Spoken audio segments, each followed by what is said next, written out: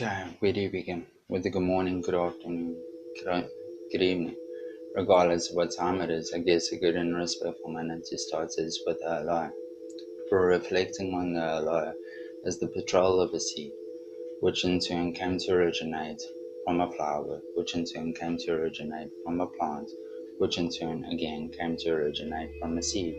And this process may have continued through generations and generations and generations, reflecting on the mere aspect that this plant has been within existence for thousands and thousands and thousands of years. So the mere whole aspect is it still came to originate from a singular originating plant. Regardless of where it was in this world, it came into existence through the vast variety of strains or species or flowers that you could possibly find in this world on this day of age. It all came to originate from a singular flower or whatever. So, in the whole mere aspect, again, it came to originate from a seed. But tearing down that whole aspect, we could look at it as the seed or the dissecting of a seed into energy. But again, clusters of atoms that came to form the seed still came to originate from a singular atom, which in turn came to originate from a source. Now, it's obviously with an equal understanding that through generations and generations and generations, tribes, civilizations, different societies, different communities have all explored the mere aspect of a divine consciousness, of a divine emotional consciousness, a heaven, the stigma of God.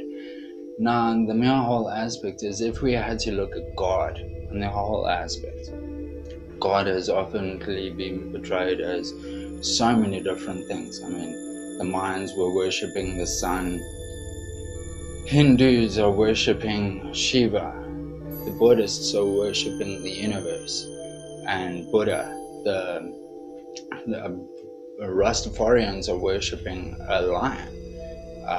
And this carries on through and through. This goes on into even tribes. Tribes have been known to hold birds sacred, hold animals sacred, hold insects sacred, hold plants sacred. Even to this day, people are still recognizing certain plants in this world, certain plants as sacred, whereby they should all be seen as sacred, seeing that they have all originated from this divine source, whereby we have originated from this divine source. But the whole illusion of these different gods, if we had to talk about it, has all come from a knowledge perspective that has been manipulated from person to person to person to person into the state of belief. So whereby, although the God is maybe an illusion, we have seemingly given power to these illusional gods, if we want to call it. But the mere whole aspect, if we had to still look of what we seek to explore in the afterlife, or where we came from, it has often been described as the divine state of love. Now, in essence, even if you didn't believe in a God or a divine state or whatever, a person still comes to experience love. A person still comes to experience peace. A person still comes to experience days of happiness, days of freedom, days when possibilities come to be possible, days when truth really comes to surface. So the mere whole aspect is that it does exist if we had to truly find it. But the mere aspect is that if we had to think of peace, why do we seem to struggle with peace? Why do we seem to struggle with being happy all the time? Why do we seem to struggle loving every single person that we possibly come across in this existence state?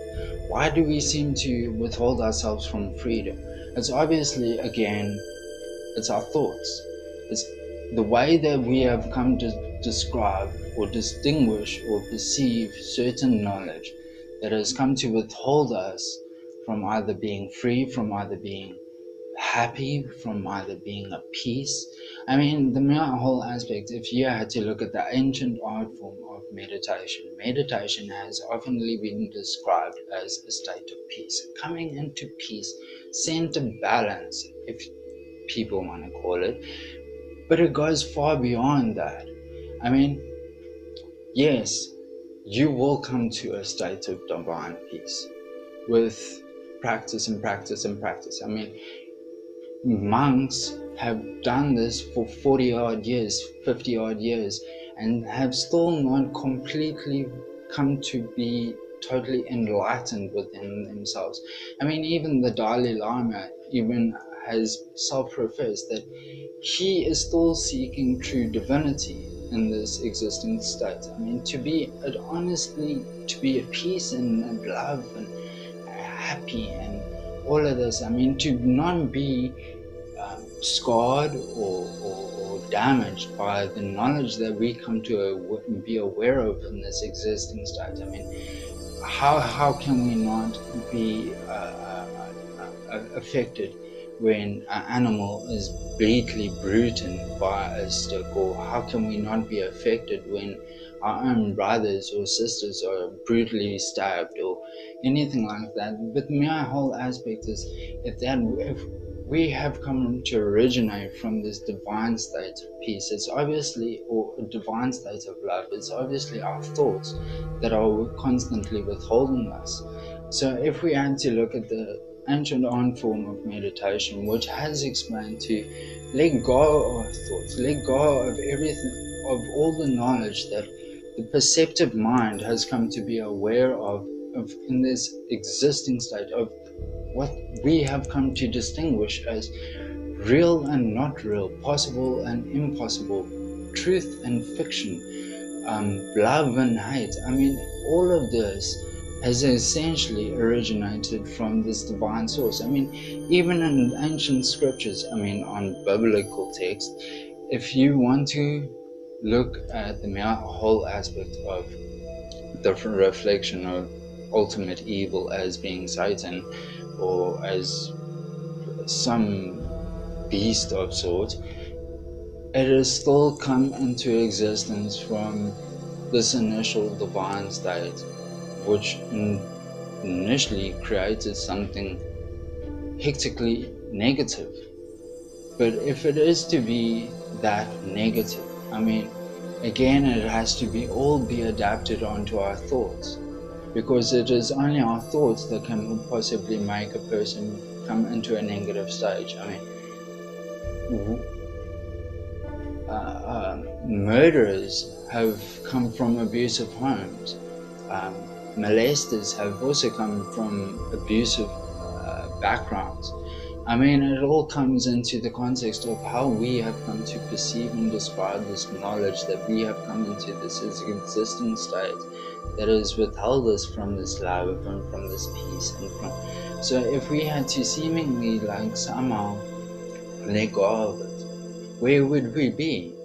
I mean, would we all just be at peace with each other? That is what everybody wants. But to be at peace with each other, you would have to be at the state of love. And if we had to come into the state of love, we would come into the state of peace. And to experience that, we would come into the state of being happy. And in the state of being happy and being open with each other, we would become more truthful with each other. And in being more truthful with each other, we would all be supporting each other on all our creative ideas. I mean, because we're all creative beings, we've all originated from this divine source through creativity. I mean, everything is originated through creativity. I mean, a drawing doesn't manifest itself. I mean, an artist literally has to sit down and draw it. I mean, whether a book is written, I mean, a person has to sit down and write it. Whether this was made, I have to sit down and go through it. I mean, everything comes into origination through creativity. So creativity could be an essence of connection with the divine state of how we could be happy. But again, everybody wants to be happy.